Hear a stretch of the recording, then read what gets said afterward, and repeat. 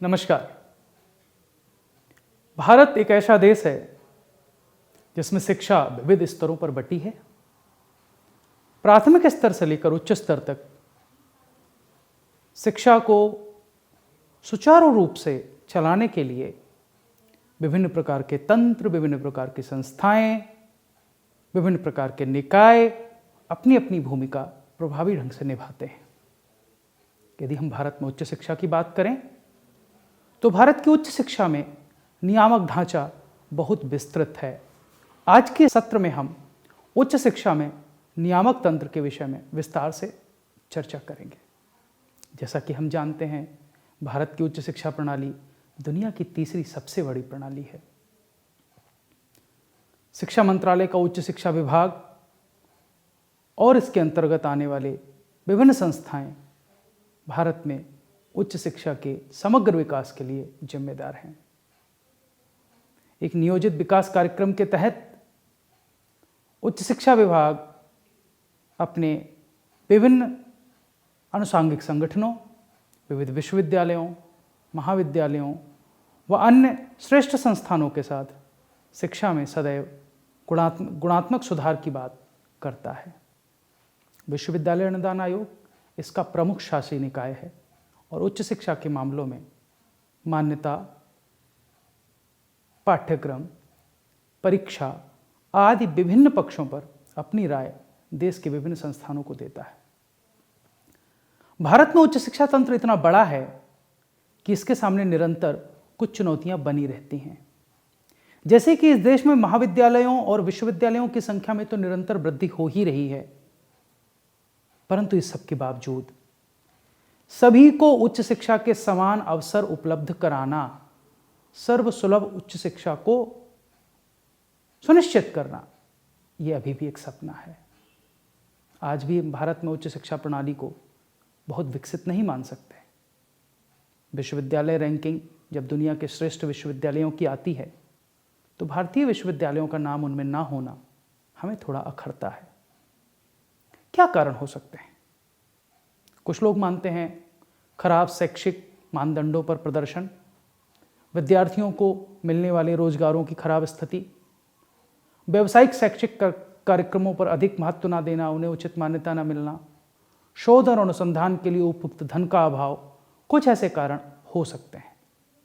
भारत में उच्च शिक्षा से जुड़ी कुछ समस्याएं हैं, जैसे कम सकल नामांकन दर। भारत में gross enrolment ratio in higher education, उच्च शिक्षा में सकल नामांकन दर अभी भी बहुत से विकसित और कुछ विकासशील देशों की तुलना में कम है। नियुक्तियों में, विश्वविद्यालयों के प्रशासन में, कुलपतियों की नियुक्तियों में राजनीतिक हस्तक्षेप और प्रशासनिक दखल की बात गाहे बगाहे सुनाई देती रहती है। खासतौर पर ग्रामीण क्षेत्रों में या छोटे शहरों में जो महाविद्यालय स्थापित हैं, वहाँ पर आधारभूत ढांचा और उपलब्ध सुविधाएं शायद गुणवत्तापरक शिक्षा के अनुकूल नहीं हैं। अनुसंधान पर कम ध्यान दिया जाता है। अतः यदि हम कहें उच्च शिक्षा की सबसे बड़ी समस्या भारत में शैक्षणिक गुणवत्ता की समस्या है। इसको सुनिश्चित करने के लिए, इसको बेहतर करने के लिए जो पहली संस्था या जो सबसे प्रमुख महत्वपूर्ण आयाम है वह शिक्षा मंत्रालय है। पूर्व में इसे मानव संसाधन विकास मंत्रालय के नाम से जाना जाता था। देखा जाए तो देश में शिक्षा के विकास के लिए जो नीतिगत ढांचा प्रदान करना है और उसका जो कार्यान्वयन करना है, इसकी जिम्मेदारी शिक्षा मंत्रालय की होती है। प्रारंभ से यह शिक्षा मंत्रालय रहा। 1985 में से मानव संसाधन विकास मंत्रालय बना दिया गया। उसके बाद राष्ट्रीय शिक्षा नीति की अनुशंसा के अनुसार इसे पुनः 2020 से शिक्षा मंत्रालय कहा जाने लगा। इसके अंतर्गत 2 विभाग काम करते हैं। एक विद्यालय शिक्षा और साक्षरता विभाग है, जो विद्यालय स्तर की शिक्षा, प्रारंभिक स्तर की शिक्षा, माध्यमिक स्तर की शिक्षा, उच्चतर माध्यमिक स्तर की शिक्षा और शिक्षक शिक्षा, इन सब की देखभाल करता है। वहीं उच्च शिक्षा विभाग है, यह उच्च शिक्षा के लिए नीतियाँ, योजनाएं और वित्त व्यवस्था इत्यादि की देखभाल करता है। उच्च शिक्षा विभाग समानता और उत्कृष्टता के साथ उच्च शिक्षा में पहुंच हेतु सुधार के लिए बहुत सारी नीतिगत पहलें करता है। ये राज्यों में विशिष्ट सुधारों के लिए रणनीतियाँ तैयार करता है। ये पाठ्यक्रम के विकास और उनके कार्यान्वयन के लिए रूपरेखाएं तैयार करता है। परीक्षा संबंधी सुधारों का सुझाव देता है। हर एक काम ये स्वयं नहीं करता। बहुत सारे अनुषांगिक संगठन हैं जो उच्च शिक्षा विभाग के लिए कार्य करते हैं। विश्वविद्यालय और महाविद्यालय शासन का रखरखाव और निगरानी भी इसके दायित्व में आता है। उच्च शिक्षा के लिए संस्थागत विकास हो, नई संस्थाओं का निर्माण हो, समाज में जो विभिन्न हाशिए पर रहने वाले लोग हैं उन तक गुणवत्तापूर्ण उच्च शिक्षा सुनिश्चित हो सके, इसके लिए कौन से अभिनव कार्यक्रम प्रारंभ किए जा सकते हैं, उच्च शिक्षा केंद्रों में गुणवत्ता वृद्धि को कैसे सुनिश्चित किया जा सकता है, कैसे गुणवत्ता को बनाए रखना जा सकता है, कैसे संस्थागत स्वायत्तता सुनिश्चित की जा सकती है, किस प्रकार के शैक्षणिक सुधारों की आवश्यकता है, इन सारे विषयों की चिंता करना केंद्र सरकार के शिक्षा मंत्रालय के अंतर्गत उच्च शिक्षा विभाग का कार्य है। जैसा मैंने कहा कि यह विभाग स्वयं सारे कार्य नहीं करता, वरन बहुत सारे अनुषांगिक संगठन इसकी मदद करते हैं।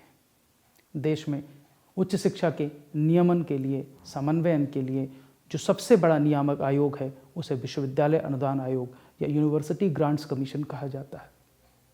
1956 में संसद के अधिनियम द्वारा इसकी स्थापना हुई। यह विश्वविद्यालय शिक्षा के मानकों के लिए समन्वय, निर्धारण और रखरखाव का कार्य करता है। विश्वविद्यालयों और महाविद्यालयों को अनुदान प्रदान करता है। इसके अतिरिक्त ये समय समय पर केंद्र सरकार और राज्य सरकार को उन उपायों की सलाह भी देता है जो उच्च शिक्षा के विकास, उन्नयन और गुणवत्ता सुनिश्चित करने के लिए आवश्यक हैं। नई दिल्ली में इसका मुख्यालय है, लेकिन साथ ही बेंगलोर, भोपाल, गुवाहाटी, हैदराबाद, कलकत्ता और पुणे में इसके क्षेत्रीय कार्यालय हैं। यह अपनी कार्यविधि उन क्षेत्रीय कार्यालयों की मदद से करता है। यदि हम विश्वविद्यालय अनुदान आयोग के कार्यों को संक्षेप में देखें तो हम कह सकते हैं कि विश्वविद्यालय शिक्षा को बढ़ावा देना और उसका समन्वय करना, विश्वविद्यालयों में शिक्षण, परीक्षा और अनुसंधान के मानकों का निर्धारण करना, जो मानक निर्धारित हुए हैं उनका रखरखाव और अनुपालन हो, शिक्षा में न्यूनतम मानकों और नियमों का निर्धारण करना, महाविद्यालय और विश्वविद्यालय शिक्षा के क्षेत्र में निगरानी, विश्वविद्यालयों महाविद्यालयों को अनुदान देना, केंद्र, राज्य सरकारों और उच्च शिक्षा संस्थाओं के बीच वास्तव में ये एक कड़ी का काम करता है। विश्वविद्यालय शिक्षा में सुधार के लिए आवश्यक उपायों पर यह समय समय पर केंद्र और राज्य सरकार को सलाह देता है। यद्यपि विश्वविद्यालय अनुदान आयोग सर्वोच्च निकाय है, परंतु विविध प्राविधिक और व्यावसायिक क्षेत्रों में अलग अलग निकाय अपनी भूमिका निभाते हैं। जैसे कि तकनीकी और प्राविधिक शिक्षा के लिए अखिल भारतीय तकनीकी शिक्षा परिषद AICTE। अखिल भारतीय तकनीकी शिक्षा परिषद की स्थापना 1945 में एक सलाहकार निकाय के रूप में की गई और फिर 1987 में इसे संसद के अधिनियम द्वारा एक वैधानिक दर्जा प्रदान किया गया। यह नए तकनीकी संस्थानों को शुरू करने, नए पाठ्यक्रमों की शुरुआत करने, इंजीनियरिंग, प्रौद्योगिकी और प्रबंध कार्यक्रमों में नामांकन क्षमता को सुनिश्चित करने, किस संस्थान में कितनी क्षमता होगी, कितने प्रवेश लिए जाएंगे, कौन कौन से विषय वहाँ पढ़ाए जाएंगे, कौन कौन सी विशेषज्ञताएं होंगी, इस सब का काम अखिल भारतीय तकनीकी शिक्षा परिषद करती है। साथ साथ ये जो संबंधित राज्य सरकारें हैं उनको नए संस्थानों को संसाधित करने के लिए, उनका अनुमोदन देने के लिए, नए पाठ्यक्रम प्रारंभ करने के लिए और अब डिप्लोमा स्तर के तकनीकी संस्थानों को भी बेहतर बनाने के लिए उनको प्रत्यायित करने का काम AICTE करती है। ये ऐसे संस्थानों के लिए मानदंडों और मानकों की स्थापना करती है और उनको पूरा करती है जो तकनीकी कार्यक्रमों की मान्यता, गुणवत्ता को सुनिश्चित कर सकें। अपनी नियामक भूमिका के अतिरिक्त इसकी एक और भूमिका प्रचारात्मक है। तकनीकी संस्थानों को अनुदान देते हुए नवाचारों, फैकल्टी अर्थात संकायों, अनुसंधान और विकास को बढ़ावा देने के साथ साथ महिलाओं, विकलांगों और समाज के कमजोर वर्गों के लिए तकनीकी शिक्षा की उपलब्धता सुनिश्चित हो, ऐसी योजनाओं को लागू करने का काम भी AICTE अर्थात अखिल भारतीय तकनीकी शिक्षा परिषद करती है। महाविद्यालयी शिक्षा में गुणवत्ता सुनिश्चित करने के लिए, उसकी गुणवत्ता की सतत निगरानी, नियमन और प्रत्यायन के लिए UGC के अंतर्गत एक संस्था की स्थापना की गई जिसे हम राष्ट्रीय मूल्यांकन और प्रत्यायन परिषद NAAC national assessment and accreditation council कहते हैं। यह एक स्वायत्त निकाय के रूप में 1984 में स्थापित हुआ। इसकी सिफारिश शिक्षा की राष्ट्रीय नीति 1986 और उसके बाद आए क्रियान्वयन कार्यक्रम 1992 में की गई थी। ये वास्तव में भारत में उच्च शिक्षा में गुणवत्ता के मूल्यांकन का एक महत्वपूर्ण आयाम है। इसका मुख्य कार्य उच्च शिक्षा विश्वविद्यालयों, महाविद्यालयों व उनकी इकाइयों अर्थात विभागों, स्कूलों, संस्थानों, कार्यक्रमों आदि का आकलन और प्रत्यायन करना है। इसकी एक सामान्य परिषद होती है और एक कार्यकारी समिति होती है जिसमें उच्च शिक्षा प्रणाली के सभी खंडों के शैक्षिक प्रशासक, नीति निर्माता, वरिष्ठ शिक्षाविद सब मिलकर इसका निर्णय लेते हैं। यदि आप देश में उच्च शिक्षा संस्थानों की संख्या देखें और उसमें यदि किसी एक संकाय के संस्थानों की संख्या सर्वाधिक मिलेगी तो वह होगी अध्यापक शिक्षा अर्थात टीचर एजुकेशन। देश में अध्यापक शिक्षा को रेगुलेट करने के लिए, उसके संबंध में परामर्श देने के लिए मई 1973 में राष्ट्रीय अध्यापक शिक्षा परिषद national council for teacher education की स्थापना की गई।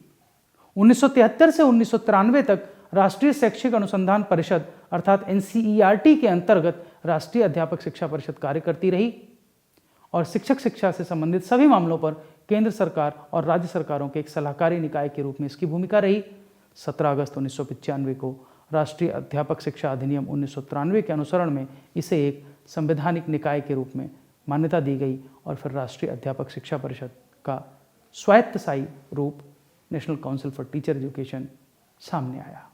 यदि आप इसके कार्यों को देखेंगे तो उसमें स्पष्ट कहा गया है कि शिक्षक शिक्षा के विभिन्न पक्षों के संबंध में केंद्र और प्रांतीय सरकारों तथा UGC और विश्वविद्यालयों को सलाह देना, संपूर्ण शिक्षक शिक्षा संस्थाओं, चाहे वे प्राथमिक शिक्षक शिक्षा की संस्थाएं हैं, चाहे वे माध्यमिक शिक्षक शिक्षा की संस्थाएं हैं, चाहे वो उच्चतर माध्यमिक शिक्षक शिक्षा की संस्थाएं हैं या पूर्व प्राथमिक शिक्षक शिक्षा की संस्थाएं हैं, सभी के लिए मानदंड निर्धारित करना।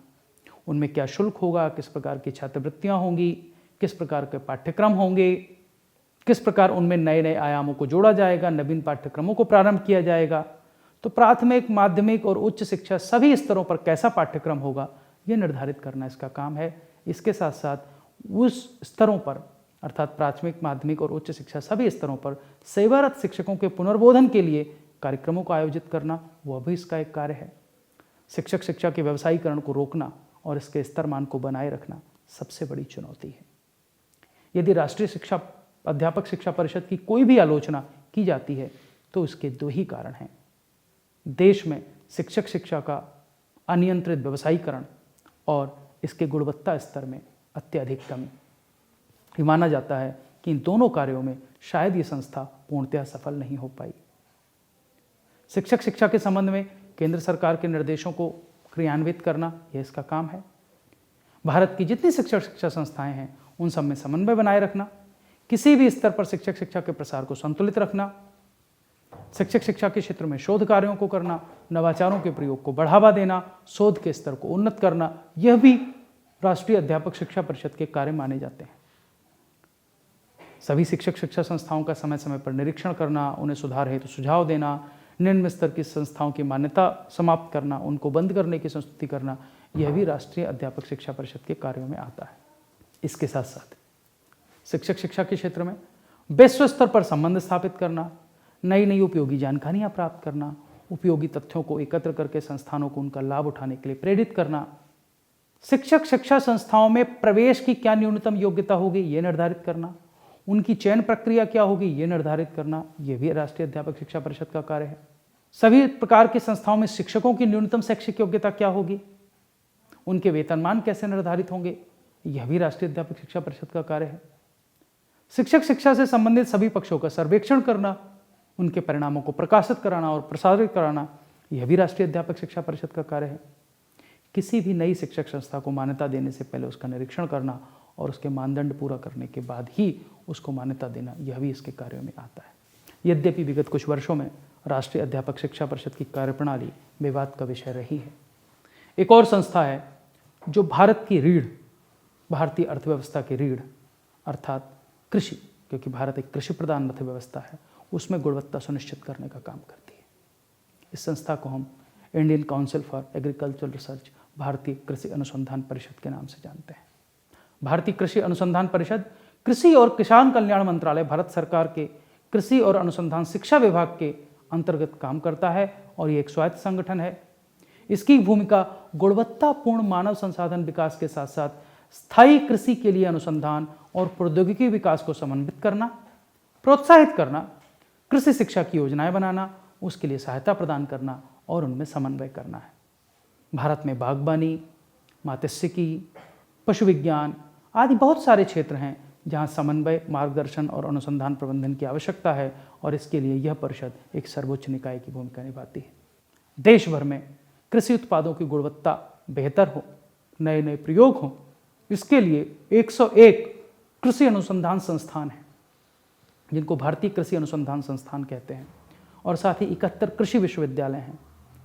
इन सब का नियमन, देखभाल और मदद ये सब भारतीय कृषि अनुसंधान परिषद का कार्य है। भारतीय कृषि अनुसंधान परिषद ने देश में हरित क्रांति को लाने और उसके बाद से कृषि में निरंतर विकास के लिए अपने अनुसंधान और प्रौद्योगिकी विकास से महत्वपूर्ण भूमिका निभाई है। भारतीय विधिज्ञ परिषद, बार काउंसिल ऑफ इंडिया। भारतीय विधिज्ञ परिषद एक वैधानिक निकाय है जो अधिवक्ता अधिनियम 1961 के तहत स्थापित किया गया। यह कानूनी अभ्यास और कानूनी शिक्षा को नियंत्रित करता है। अधिवक्ता के रूप में नामांकित होने वाले व्यक्ति के वर्ग या श्रेणी को निर्धारित करता है कि वह किस स्तर का अधिवक्ता होगा, किस प्रकार के न्यायालयों में अपनी प्रैक्टिस करेगा, अपना अभ्यास करेगा। यह उन शर्तों को निर्दिष्ट करता है जिनके अधीन एक अधिवक्ता को अभ्यास करने का अधिकार होना चाहिए। जिन परिस्थितियों में एक व्यक्ति को एक अदालत में एक वकील के रूप में अभ्यास करने के लिए योग्य समझा जाए। यह उन संस्थानों को भी मान्यता प्रदान करता है जिनकी कानून की डिग्री व्यावसायिक तौर पर खुद को वकील के रूप में नामांकित करने की योग्यता के रूप में मानी जाती है। चिकित्सा शिक्षा के क्षेत्र में लंबे समय तक भारत में राष्ट्रीय चिकित्सा परिषद, मेडिकल काउंसिल ऑफ इंडिया अपना काम करती रही। इसके विवादास्पद हो जाने के बाद भारत सरकार ने इसको एक नई संस्था से प्रतिस्थापित किया जिसको राष्ट्रीय चिकित्सा आयोग या एनएमसी कहते हैं। एनएमसी की स्थापना राष्ट्रीय चिकित्सा आयोग अधिनियम 2019 के अंतर्गत 25 सितंबर 2020 को की गई। इसका उद्देश्य गुणवत्तापूर्ण और सस्ती मेडिकल शिक्षा सभी तक पहुंचे, इसके अवसरों में सुधार करना है। देश के सभी हिस्सों में पर्याप्त संख्या में उच्च गुणवत्ता वाले चिकित्सक पेशेवरों के रूप में उपस्थित हों। भारत के सभी हिस्सों में एक समान और सार्वभौमिक स्वास्थ्य सुविधा मिल सके। चिकित्सा शिक्षा में उच्च गुणवत्ता और उच्च मानकों को बनाए रखने और उसके लिए आवश्यक नियमों और नीतियों बनाने का काम राष्ट्रीय चिकित्सा आयोग करता है। राष्ट्रीय चिकित्सा आयोग देश भर के चिकित्सा संस्थानों, चिकित्सा अनुसंधान और चिकित्सा पेशेवरों को विनियमित करने के साथ साथ ये नीतियां निर्धारित करता है कि स्वास्थ्य और स्वास्थ्य देखभाल के क्षेत्र में किस प्रकार मानव संसाधन के साथ व्यवहार किया जाएगा। वह आवश्यकताओं का आकलन करता है और ऐसी आवश्यकताओं को पूरा करने के लिए एक रोडमैप विकसित करता है। इतना ही नहीं, स्वायत्त बोर्डों और राज्य चिकित्सा परिषदों के उचित कामकाज के लिए आवश्यक नियम बनाकर राष्ट्रीय चिकित्सा आयोग दिशा निर्देशों को बढ़ावा देता है, समन्वय करता है और नीतियां बनाने का काम करता है। और जो स्वायत्त बोर्ड हैं उनके बीच समन्वय को सुनिश्चित करने का काम भी इस संस्था का है। यह स्वायत्त बोर्डों के निर्णय के संबंध में अपीलीय प्राधिकरण का काम भी करता है और चिकित्सा पेशे में पेशेवर नैतिकता को सुनिश्चित करने के लिए नीतियां और कोड निर्धारित करता है। चिकित्सकों में नैतिक आचरण को बढ़ावा देता है। चिकित्सा से जुड़ा एक महत्वपूर्ण क्षेत्र भेषज विज्ञान अर्थात फार्मेसी है। इसके लिए भारतीय भेषज परिषद, फार्मेसी काउंसिल ऑफ इंडिया की स्थापना 1948 में की गई, जो एक वैधानिक निकाय है। फार्मेसी शिक्षा और इसके व्यवसाय को स्नातक स्तर तक नियंत्रित करना और नियमित करना यह इसका काम है। फार्मासिस्ट के रूप में शिक्षा की क्या न्यूनतम मानक योग्यता होगी वह निर्धारित करता है और प्रत्येक प्रशिक्षित फार्मासिस्ट के पंजीकरण करके उसको अभ्यास के लिए विनियमित करने का काम भी फार्मेसी काउंसिल ऑफ इंडिया करती है, क्योंकि फार्मेसी अधिनियम में उसे यह भूमिका दी गई है। भारत में दिव्यांगजन बड़ी संख्या में हैं। उनमें शैक्षणिक गुणवत्ता सुनिश्चित करने के लिए, उनमें शिक्षा के अवसरों को सुनिश्चित करने के लिए भारतीय पुनर्वास परिषद, रिहैबिलिटेशन काउंसिल ऑफ इंडिया अर्थात आरसीआई को एक पंजीकृत सोसाइटी के रूप में 1986 में स्थापित किया गया। सितंबर 1992 में इसको संसद के अधिनियम द्वारा एक संवैधानिक निकाय के रूप में 22 जून 1993 से अस्तित्व प्रदान किया गया। यह भारतीय पुनर्वास परिषद नीतियों और कार्यक्रमों को विनियमित करने, विकलांगता वाले व्यक्तियों के पुनर्वास और शिक्षा के दायित्व को निभाती है। पाठ्यक्रमों का मानकीकरण करना, सभी योग्य पेशेवरों और विशेष शिक्षा में काम करने वाले व्यावसायिकों और कार्मिकों का पंजीकरण एक केंद्रीय पुनर्वास पंजिका के अंतर्गत करना, अयोग्य व्यक्तियों द्वारा विकलांगता वाले व्यक्तियों को सेवाएं देने के खिलाफ दंडात्मक कार्रवाई का अधिकार भी भारतीय पुनर्वास परिषद को दिया गया है। यदि आप इसके उद्देश्यों को देखेंगे तो आप पाएंगे कि विकलांग व्यक्तियों के पुनर्वास के क्षेत्र में प्रशिक्षण नीतियों और कार्यक्रमों को विनियमित करना, विकलांग व्यक्तियों से संबंधित व्यावसायिक कार्मिकों की विभिन्न श्रेणियों के शिक्षण और प्रशिक्षण के न्यूनतम मानक निर्धारित करना, विकलांग व्यक्तियों के लिए कार्य कर रहे व्यवसायियों के प्रशिक्षण पाठ्यक्रमों का मानकीकरण करना और देश में सभी संस्थाओं में समान रूप से इन मानकों को विनियमित करना। साथ ही निःशक्त व्यक्तियों के पुनर्वास के क्षेत्र में स्नातकोत्तर डिग्री, स्नातक डिग्री, स्नातकोत्तर डिप्लोमा, प्रमाण पत्र चलाने वाली विभिन्न संस्थाओं विश्वविद्यालयों को मान्यता प्रदान करना, विदेशी विश्वविद्यालयों और संस्थाओं को डिग्रियों, डिप्लोमा, प्रमाण पत्रों को पारस्परिक आधार पर मान्यता प्रदान करना, मान्यता प्राप्त पुनर्वास योग्यता रखने वाले व्यावसायिकों और कार्मिकों को केंद्रीय पुनर्वास रजिस्टर में रखरखाव करना और भारत तथा विदेश में कार्यरत संगठनों के सहयोग से पुनर्वास के क्षेत्र में शिक्षा और प्रशिक्षण को नियमित आधार पर बेहतर बनाना, यह इसका महत्वपूर्ण काम है। इन सब के अतिरिक्त भी भारत में बहुत सारी ऐसी संस्थाएं हैं, चाहे वो भारतीय नर्सिंग परिषद हो, केंद्रीय होम्योपैथिक परिषद हो, central council for Indian medicine हो, काउंसिल फॉर आर्किटेक्ट हो, जन शिक्षा परिषद हो, महात्मा गांधी राष्ट्रीय ग्रामीण शिक्षा परिषद हो या अन्य संस्थाएं। इनकी स्थापना तो की गई भारत में उच्च शिक्षा में विविध क्षेत्रों में गुणवत्ता को सुनिश्चित करने के लिए, लेकिन लंबे समय में ये देखा गया कि इसमें से कुछ संस्थाएं काफ़ी हद तक अपनी भूमिका ठीक से नहीं निभा पाईं। इसीलिए राष्ट्रीय शिक्षा नीति 2020 में यह व्यवस्था दी गई कि इस प्रकार की समस्त नियामक संस्थाएं केवल इंडियन मेडिकल कमीशन और बार काउंसिल ऑफ इंडिया को छोड़कर सभी शेष संस्थाएं एक ही संस्था में समाहित कर दी जाएंगी। आइए देखें कि राष्ट्रीय शिक्षा नीति 2020 में किस प्रकार की नियामक संरचना की बात की गई है। राष्ट्रीय शिक्षा नीति 2020 भारत में नियामक प्रणाली में आमूलचूल परिवर्तन सुझाती है और यह एकमात्र भारतीय उच्च शिक्षा आयोग higher education commission of India की स्थापना की बात करती है कि इसके 4 आयाम होंगे, 4 वर्टिकल्स। राष्ट्रीय उच्च शिक्षा नियामक परिषद NHERC, राष्ट्रीय प्रत्यायन परिषद NAC, उच्च शिक्षा अनुसंधान परिषद HEGC और सामान्य शिक्षा परिषद GEC। राष्ट्रीय उच्च शिक्षा नियामक परिषद NHERC का काम एकल बिंदु नियामक के तौर पर होगा। अभी जो भिन्न भिन्न संस्थाएं भिन्न भिन्न क्षेत्रों में नियामन का काम करती हैं वह उनसे ले लिया जाएगा और केवल एक ही नियामक होगा जो राष्ट्रीय उच्च शिक्षा नियामक परिषद होगा। यहाँ पर कुछ प्रतिमानिक अर्थात मॉडल विनियमन मॉडल रूल्स बनाए जाएंगे। प्रत्येक संस्था से अपेक्षा की जाएगी कि वह इनका आत्म अनुपालन करे। निरीक्षण प्रणाली से जहाँ तक है दूरी बनाकर रखी जाएगी। सारी जानकारियाँ प्रत्येक संस्थान को सार्वजनिक डोमेन में रखनी होगी, उनका स्वप्रकटीकरण करना होगा और उनका अनुपालन सुनिश्चित कराना उनको संबद्धता प्रदान करने वाले विश्वविद्यालय की जिम्मेदारी होगी। किसी भी संस्थान की वेबसाइट पर या सार्वजनिक डोमेन में जो जानकारी उपलब्ध है उसका सार्वजनिक ऑडिट करने का अधिकार किसी को भी होगा और यदि संस्था को ये जानकारी मिलती है कि कोई एक संस्थान इसका उचित प्रकार पालन नहीं कर रहा है तो अनुपालन न करने वाले संस्थानों के लिए कड़े मानदंडों का निर्धारण यह संस्था करेगी।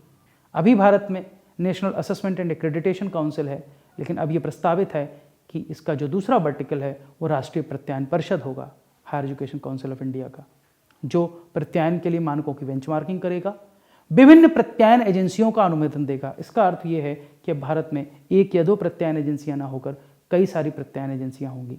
अंतर्राष्ट्रीय मान्यता मानदंडों के साथ समानता सुनिश्चित की जाएगी। यह भी संभावना है कि अंतर्राष्ट्रीय स्तर पर जो एजेंसियां प्रत्यायन करती हैं उन्हें भी भारतीय संस्थानों का प्रत्यायन करने का मौका और मान्यता दी जाए, यद्यपि इसकी अभी संभावना है।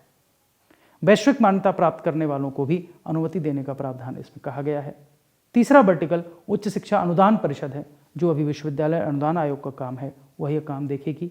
निधि वितरण के लिए पारदर्शी मानदंड निर्धारित किए जाएंगे, मान्यता को फंडिंग से लिंक किया जाएगा, एकल खिड़की प्रणाली द्वारा छात्रवृत्ति का वितरण होगा और संस्थान की स्वरूप वह केंद्रीय विश्वविद्यालय है, वह राजकीय विश्वविद्यालय है, वह डीम्ड टू बी विश्वविद्यालय है, वह निजी है या वह सरकारी है, इस प्रकार के आधार पर कोई भी पूर्वाग्रह आधारित भेदभाव किसी भी संस्थान या विश्वविद्यालय के साथ अनुदान देते समय नहीं किया जाएगा।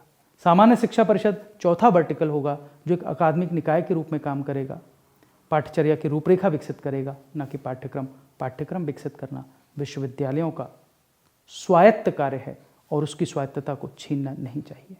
विशेष आवश्यकताओं की पहचान होगी, शिक्षकों की आवश्यकताओं की पहचान होगी, उनकी योग्यताओं का निर्धारण होगा, किसी भी पेशेवर कार्यक्रम के लिए व्यावसायिक मानक क्या होते हैं उनका निर्धारण किया जाएगा, विश्वविद्यालयों की अकादमिक स्वायत्तता सुनिश्चित की जाएगी और अभिनव पाठ्यक्रमों को बढ़ावा दिया जाएगा।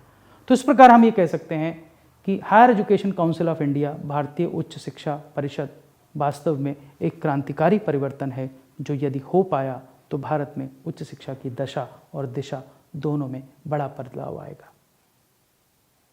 आइए हम सब ये विश्वास रखें कि राष्ट्रीय शिक्षा नीति 2020 में जो भी सुझाव दिए गए हैं उन सब का अनुपालन होगा और हम सब उनके अनुपालन में अपनी अपनी भूमिका ठीक ढंग से निभाएंगे। आप सभी ने इस चर्चा को सुना, इसके लिए आपका बहुत बहुत धन्यवाद।